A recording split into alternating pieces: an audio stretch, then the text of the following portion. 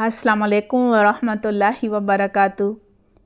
आऊज़ु बिल्लाहि मिनश शैतानिर रजीम। बिस्मिल्लाहिर रहमानिर रहीम।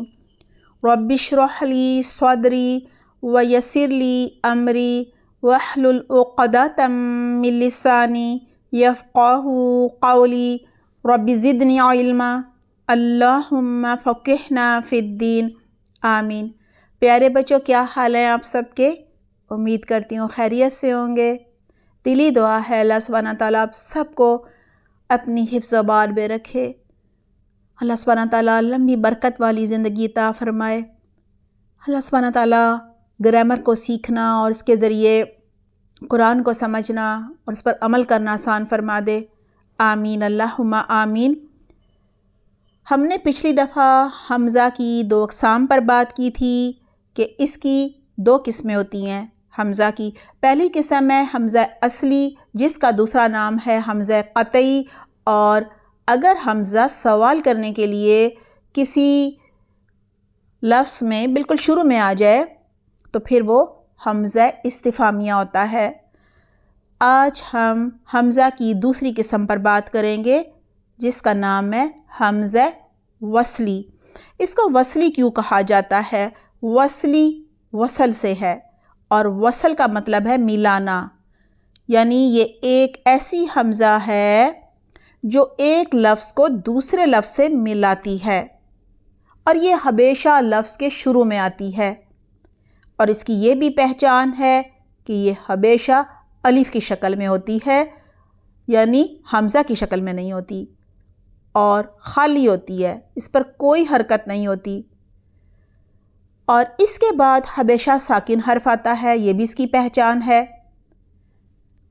वसल में यानी जब पिछले लफ्ज़ को हमज़ातुल वसल वाले लफ्ज़ के साथ मिलाकर पढ़ा जाता है, या यूँ कह लीजिए कि जब तिलावत के दौरान रवानी में पढ़ा जाता है, वक्फ़ नहीं किया जाता, तो हमज़ातुल वसल वाला जो लफ्ज़ है पिछले लफ्ज़ से मिलाने की सूरत में ये हमज़ा नहीं पढ़ी जाती, यानी ये हमज़ा गिर जाती है। और इस हमज़ा को, हमज़ा वसली को हमज़ातुल वसल भी कहा जाता है। अगर इब्तदा इस हमज़ा से की जाए तो इस पर फिर कायदे के मुताबिक हरकत डाली जाती है। वो कब डाली जाती है? देखिए, जब हमने मिला कर पढ़ा उस लफ्ज़ को जिसमें हमज़ातुल वसल है शुरू में और उससे पिछले लफ्ज़ को, तो फिर तो ये हमज़ा नहीं पढ़ी जाएगी क्योंकि इसके बाद का हर्फ साकिन है।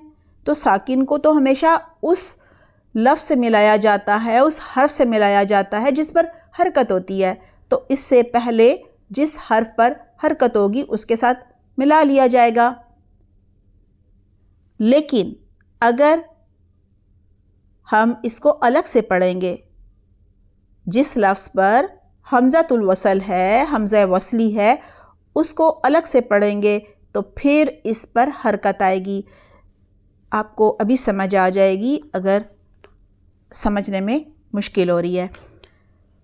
जैसे कि हुवल्लाहुल खालिकुल बारिउल मुसव्विर, हुवल्लाहुल खालिकुल बारिउल मुसव्विर, यहाँ हमज़ातुल वसल को पहले पहचान लीजिए। देखें, हमने क्या कहा? हमज़ातुल वसल की ये पहचान है, अलिफ की शक्ल में होती है। तो हुवल्लाहु में ये जो अल्लाह का अलिफ है ये अलिफ की शक्ल में है ना। फिर हमज़ातुल वसल की दूसरी पहचान क्या है? इस पर कोई हरकत नहीं होती, तो इस अलिफ पर कोई हरकत नहीं है। और एक और पहचान क्या है? वो ये है कि इसके बाद का हर्फ साकिन होता है। तो आप देखिए ना, ये जो है अल्लाह, इसमें पहला लाम साकिन है। फिर हुवल्लाहुल खालिकु, यहाँ पे हुवल्लाहु के बाद जो अलिफ है ये भी खाली है और उसके बाद लाम साकिन है, लिहाजा ये हमज़ातुल वसल है। और आगे आ जाइए, हुवल्लाहुल खालिकुल बारिउ, अब खालिकू, कू के बाद जो अलिफ है वो भी हमज़ा الوصل ہے، یہ حمزۃ الوصل بھی کہہ سکتے ہیں، حمزہ وصلی بھی کہہ سکتے ہیں۔ کیوں؟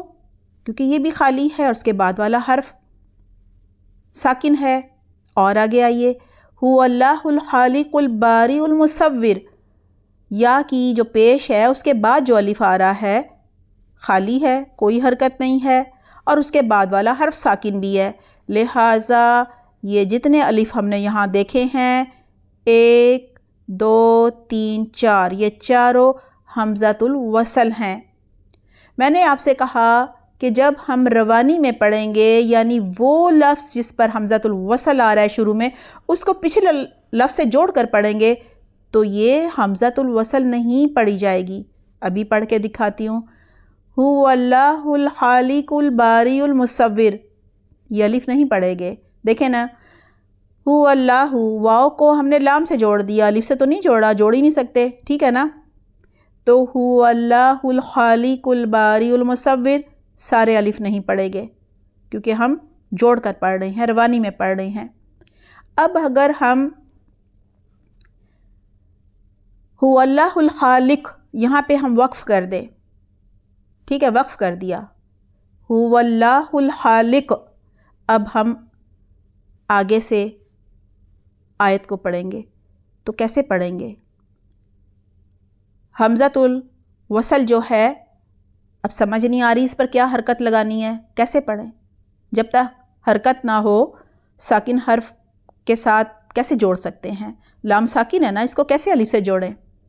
اب سوال پیدا ہوتا ہے کہ اس الف پر تو کوئی حرکت ہونی چاہیے، کیونکہ اب ہم جوڑ کر تو نہیں پڑھ رہے، روانی میں تو نہیں پڑھ رہے، پچھلے حرف سے تو نہیں، پچھلے حرف قاف سے تو نہیں اس کو جوڑے، ٹھیک ہے نا، اگلے لفظ کو کہ ہم قاف کو ڈائریکٹ لام سے جوڑ دیں، اس پہ جزم ہے، ہم نے ایسے ہی پڑھا تھا نا، الخالق ال، قاف پیش لام قل، یا لام سے جوڑ دیا تھا نا، الف کو پڑھا ہی نہیں تھا کیونکہ یہ حمزۃ الوصل ہے، جوڑ کر پڑھنے کی صورت میں، شکل میں یہ نہیں پڑھی جاتی۔